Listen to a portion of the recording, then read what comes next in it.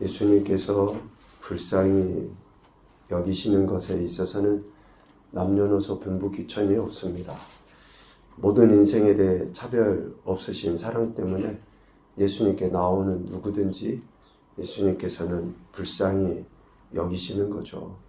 그러니까 우리 인생이 예수님께 나아가 예수님 믿음으로 고백하면 누구든지 불쌍히 여김을 받을 수 있는 거예요. 내 의가 내가 더 목소리가 커서 아닙니다. 그분이 그렇게 하시고자 하면 누구든지 불쌍히 여김을 받을 수 있는 거죠. 이 불쌍히 여기심은 단순히 우리 육체의 연약함을 고쳐주시는 것, 또 굶주림을 해결해 주는 것 정도의 문제가 아닙니다. 예수님께서 무리들을 불쌍히 여기셨음에 첫 번째는 회당에서 가르치시는 거예요. 하나님 나라에 대해서 가르치시고 또 하나님 나라에 대해서 선포하시고 전파하시는 거죠. 그리고 모든 약한 것과 모든 병든 것을 고쳐주시는 것으로 나타납니다. 우리가 예수님에 의해서 불쌍히 여김을 받는다 라고 할 때에 실질적으로 우리가 불쌍히 여김은 뭡니까? 하나님 나라에 대해서 몰랐던 우리가 알게 된 것 아니에요. 예수 그리스도로 말미암아 하나님을 아버지라고 부르게 된 것 아니냐고요. 우리가 불쌍히 여김을 받는다라고 할 때 우리는 꼭 병이 나아야지 되고 돈을 좀 더 남들보다 벌어야지 되고 뭐가 출세가 돼야 되고 세속적인 개념 안에서 불쌍히 여김을 받는다라고 하는 것으로 생각하니까 지금 우리가 얼마나 하나님의 놀라우신 사랑 앞에 불쌍히 여김을 받고 지금 이 자리에 있는지를 고백을 못하는 거예요. 지금 내 형편을 보면 다른 사람하고 별반 다르지 않고 오히려 더 못한 것 같으니까 우리가 불쌍히 여김 받았다라는 것은 영원히 예수 그리스도로 말미암아 구원받아 천국 갔다, 천국 백성이다 이런 거 아니에요. 그래서 예수님의 가르치심과 천국 복음을 전파해 주심, 그리고 약한 것과 병든 것을 고쳐주심의 그 불쌍히 여김을 예수님께서는 드러내 보이시죠. 결국 예수님의 불쌍히 여기심으로 인해 우리 인생은 천국, 곧 하나님 나라죠. 하나님께서 통치하시는 말씀 가운데 들어가게 된 것입니다. 얼마나 우리가 큰 은혜를 받고 있습니까? 하나님 말씀을 들을 수 있는 거, 하나님 나라를 꿈꾸고 소망할 수 있는 거. 그러니까 지금 이 땅에서 우리의 삶이 어떠하든지 우리는 여전히 하나님의 통치하신 가운데 있는 불쌍히 여김을 받은 자라는 그러한 자부심이라고 그럴까요? 그런 금지가 있어야죠. 영적인 금지가. 세상 사람들하고는 다른 이러한 영적인 그러한 금지가 있어야 되는 거 아닙니까? 오늘 본문에 보면 누가 천국에 들어갈 수 있는가라는 그런 질문을 다시 해볼 수 있을 것 같아요. 이미 이전에도 천국에 누가 들어가는가에 대해서 예수님이 말씀하셨죠. 18장, 19장에 보면 어린아이들과 같이 되어서 자기를 낮추는 사람들이 천국에 들어가게 된다 라고 이야기해요. 천국에 들어가게 된다 라는 개념으로 이야기하시죠. 그런데 19장 26절에 보면 천국에 들어가게 되는데 그 천국에 들어가는 것은 사람으로서는 할 수 없으나 하나님께서는 하신다 라고 이야기해요. 어린아이들과 같이 자기를 낮추는 사람들이 천국에 들어가요. 그런데 그 천국에 들어가는 것은 사람으로 할 수 없고 하나님께서 하신다라고 이야기해요. 하나님께서 하시는 사람이 천국에 들어가게 된다. 그런데 오늘 마태복음 20장 1절부터 16절까지의 말씀을 통해서 보면 하나님의 뜻대로 들어가게 되는 거예요. 특별히 15절에 보면 내 것을 가지고 내 뜻대로 할 것이 아니냐. 모든 것이 하나님의 주권에 있다라고 비유적으로 이야기하십니다. 포도원 품꾼들을 이렇게 사서 일을 시키죠. 그런데 결산할 때에 어떻습니까? 주인이 가진 그것을 토대로 해서 그들에게 데나리온을 주는 거죠. 내 것을 가지고 내 뜻대로. 그러니까 어린아이들과 같이 돼야지 천국 들어갈 수 있다라고 하셨고, 사람으로 할 수 없는데 하나님께서 하신다 했고, 결국 하나님의 뜻대로 들어가게 하신다라고 이야기하는 거예요. 그러니까 예수님께서는 천국에 누가 들어갈 수 있는가 라는 그 문제에 대해서 어떻게 하십니까? 점진적인 묘사를 통해서 우리에게 이야기해줘. 그러니까 하나님의 주권하신 가운데 있다는 것을 점진적으로 설명을 하는 거예요. 우리 인생은 하나님의 불쌍히 여기신 가운데 천국 백성이 되는데, 그것이 결국 하나님의 주권하신 가운데 있다는 것을 우리에게 점진적으로 설명을 해주고 있다는 거죠. 어린아이와 같이 우리 인생이 낮아져야 되고, 그런데 어린아이와 같이 낮아지는 것도 우리 사람의 힘으로 할 수 있는 것이 아니다라고 이야기하고, 사람의 힘으로 할 수 있는 것이 아닌 전적인 하나님의 뜻에 의해서 우리가 천국에 들어갈 수 있다. 그래서 사도 바울이 에베소서 2장에서 이야기하는 것처럼 하나님의 은혜고 선물이다. 결코 우리의 의가 아니다. 자랑할 수 있는 게 아니다. 라고 분명하게 이야기합니다. 그래서 예수님께서는 이 땅에 오셔서 모든 인생들을 불쌍히 여기시고 천국 백성이 되도록 하나님의 통치하신 가운데 있도록 하시는 거죠. 이를 위해서 우리가 잘 아는 것처럼 자기 자신을 철저하게 낮추시는 거예요. 낮추시는 것도 대신해서 십자가에 죽임 당하시기까지 자기 자신을 낮추시죠. 인자가 온 것은 섬김을 받으려 함이 아니라 도리어 섬기려 하고 자기 목숨을 많은 사람의 대속물로 주려 함이니라 라고 28절에 말씀하십니다. 하나님이신 그분 아닙니까? 하나님이신 그분이 육신의 몸을 입고 오십니다. 시간과 공간의 제약을 받지 아니하시는 그분이 시간의 제약 속에, 공간의 제약 속에 자기 자신을 갖다 놓으시는 거예요. 우리는 자유 표현하죠. 자유. 우리는 우리가 마음대로 하고 싶은 것을 자유라고 생각해요. 그런데 마땅히 해야 될 것이 자유예요. 하나님은 시공간을 초월하신 분 아니에요. 그러니까 자유로운 분이셔요. 그런데 어때요? 시간과 공간의 제약 속에 자신을 갖다 놓으실 그 자유를 나타내 보이셨기 때문에 우리가 이 놀라운 구원의 은혜를 경험하게 된 것 아닙니까? 육신의 몸을 입고 이 땅에 오셨죠. 이 땅에 오신 분명한 목적을, 이유를 설명하신 겁니다. 28절 말씀은. 그리고 이를 이루시기 위하여 실질적으로 예루살렘에 입성하셔서 대제사장들과 서기관들에 넘겨져서 조롱, 책짓질 이후에 이제 진짜 십자가에 못 박히시는 거예요. 오늘 18절, 19절의 예언의 말씀처럼 하나님의 백성인 그들이 하나님의 백성으로서 하나님의 통치를 받으며 살아가는 그 당연한 것을 잃어버렸잖아요.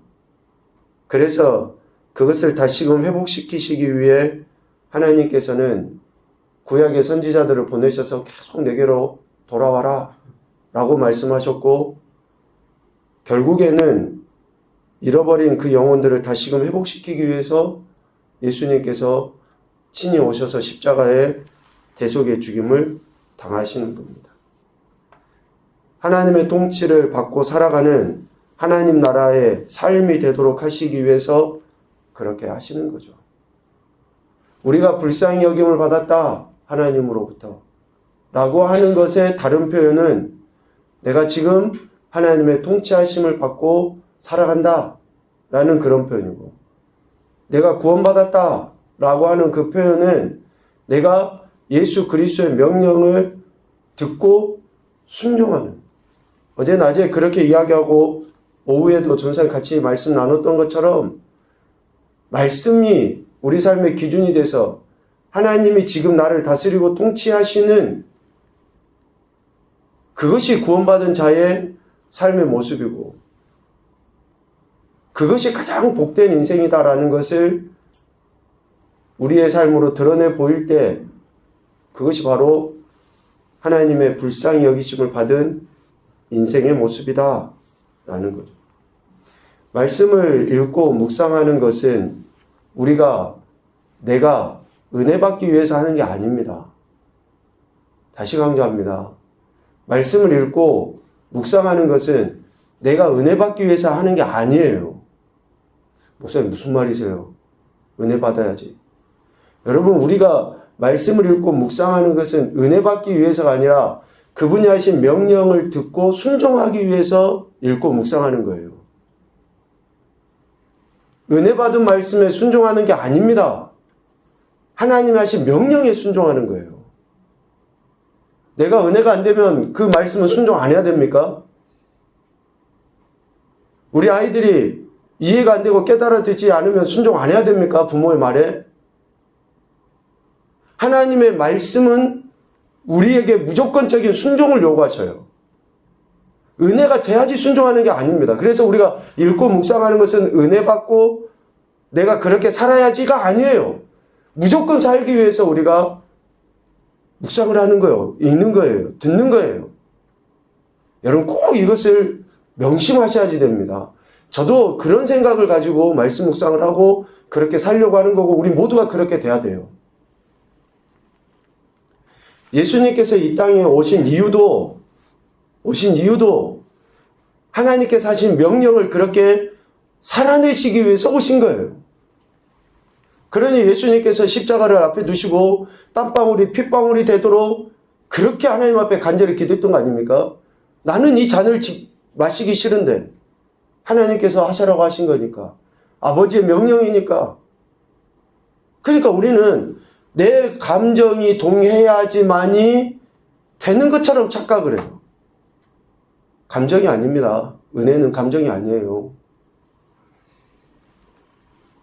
그래서 우리가 하나님의 백성으로서 하나님의 통치하심을 받고 살아가도록 하시기 위해서 예수님이 그렇게 오셨는데 오늘 세베대 아들들의 어머니나 또 다른 제자들의 그러한 모습을 보면 여전히 오늘 우리와 똑같은 것 같아요.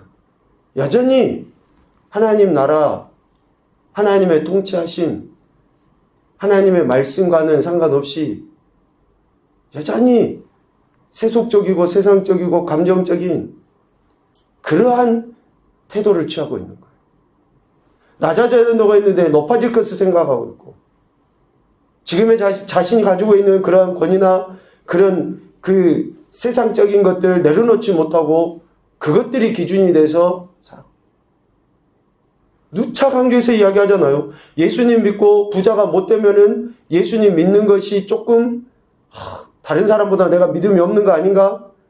또 판단하고 정죄까지 하죠. 저 사람은 예수 믿고 교회 열심히 다닌다고 하는데 왜 형편은 저 모양인가? 왜 우리가 소위 말하는 왜 풀리지 않는가? 아니, 예수님 믿고 부자가 안 되는 것이 풀리지 않는 겁니까? 예수님 믿고 출세 못하면 믿음이 없는 거냐고요. 아니, 왜 우리가 그렇게 세속적인 그 개념에 휩싸여가지고 진짜로 불쌍히 여길 받고 구원받은 그 은혜를 잊어버립니까? 적어도 여기에 있는 우리만이라도 좀 깨어있으면 좋겠어요. 혹시 다른 누군가가 우리 보고 너는 교회 다니는데 왜 그래? 이런 이야기를 하면 좀 당당하게 예수님 믿는 게 돈 많이 벌려고 예수님 믿냐? 출세하려고 예수님 믿냐? 아니 장사치 아닙니까? 그거는 예수님 믿고 그런 것에 대해서 하고 그런데 세베대 아들들의 어머니나 그 이야기를 듣고 분을 일으켰던 제자들의 모습 별반 다르지 않죠. 예수님께서 이 땅에 오심의 이유를 제대로 알지 못하고 믿지 못한 그런 행태입니다. 아무리 내가 믿음이 좋다라고 떠벌려도 그러한 생각에 사로잡혀 있는 자는 믿지 않는 거예요. 미안하지만. 믿지 않는 겁니다. 예수님의 불쌍히 여기심, 예수님께서 불쌍히 여기시기 위해서 이 땅에 오셨다. 자기 목숨을 많은 사람의 대속물로 주려 하십니다. 라고 하는 그것을 믿는다면 오늘 두 맹인과 같이 보이지도 않지만 예수님이 어떤 분이신지 듣고 예수님이 하셨던 사역을 듣고 제발 나 좀 불쌍히 여겨주십시오. 눈에 보이지 않아도 예수라는 사람이 내 눈에 보이지 않고 내가 만져보지 못해도 그분이 어떤 존재이고 어떤 사역을 했는지를 믿는다 그러면 나 좀 불쌍히 여겨주십시오 라고 고백할 때 그들이 불쌍히 여김 받은 거 아닙니까? 영적 눈이 열린 거 아니냐고요. 오늘 우리가 눈뜬 장님이 돼서 되겠습니까? 진짜로 영적으로 눈이 열려야 되는 거 아니냐고요. 예수님 믿고 부자 되기 위해서 예수 믿는 거 아니에요. 명예, 권세 갖기 위해서 예수 믿는 게 아닙니다.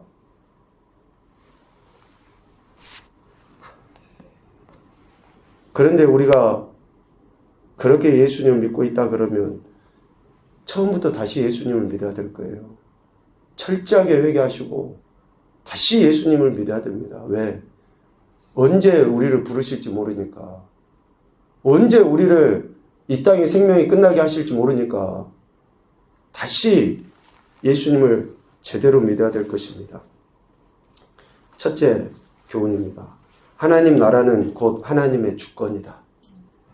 지금 우리가 하나님 나라 백성 자녀라고 이야기합니까? 그럼 하나님 주권 인정하셔야죠. 둘째, 하나님의 주권을 인정하는 것은 하나님의 말씀의 다스림을 받는 것이다. 하나님의 말씀의 다스림을 받는다고 하는 것은 내가 하나님 말씀에 무조건 순종하는 것을 이야기하는 거예요. 우리는 하나님의 다스리심 그렇게 이야기하면 하나님이 주도적으로 무엇인가 딱딱딱딱 우리를 로봇처럼 여겨서 이렇게 옮겨주시는 것을 다스림이라고 착각을 하는데 그게 아니에요. 내가 그 말씀에 귀를 기울이고 듣고 순종할 때에 다스림을 받는 거예요. 셋째, 하나님 말씀을 오늘 내게 이루시기 위하여 예수님은 이 땅에 오셨다. 오늘 내게 하나님의 말씀을 이루시기 위해서 예수님은 이 땅에 오셨어요. 다른 누구가 아니고 이런 이야기를 듣고 다른 누구가 생각이 나서는 안 됩니다. 내 자신을 다시 한번 되돌아올. 여러분 말씀 읽으시면 누가 생각이 납니까? 이 이야기는 저 사람이 들어야 되는데. 아니에요. 지금 나 들으라고 하나님께서 말씀하시는데. 우리 착각을 합니다. 나는 믿음이 되게 좋은 것처럼. 아니라니까요. 지금 나 들으라고 지금 이야기를 하시는 거예요. 하나님 말씀에 귀를 기울여서 그 말씀이 오늘 내 삶에 이루어지도록 하시기 위해서 예수님이 이 땅에 오셨다라는 그런 분명한 이야기를 하고 계시는 거예요. 교회에서 계속 강조해서 하는 이야기에 여러분들이 꼭 마음을 두시고 그렇게 생각하시고 하십시오. 그러할 때에 하나님께서 여러분들에 대한 계획하심 속에 구원의 그 은혜가 더욱더 풍성해지게 하실 줄로 믿습니다. 오늘도 저와 여러분의 주권자이신 하나님 앞에 더 겸손히 낮아져서 말씀에 귀를 기울이시고 순종함으로 하나님의 다스림을 받는 백성의 삶이 되시기를 주님의 이름으로 축복합니다. 아멘.